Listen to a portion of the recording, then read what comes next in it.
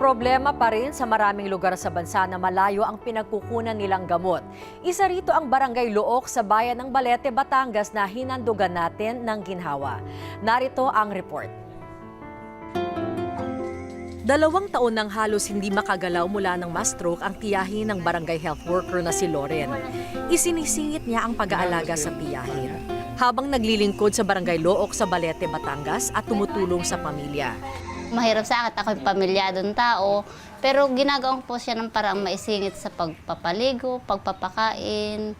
Hirap si Loren sa pagbili ng gamot ng tiyahin. Kung wala kasing supply sa Regional Hospital ng Balete, sa kabilang bayan pa siya bibili at 2 hanggang 3 oras ang biyahe.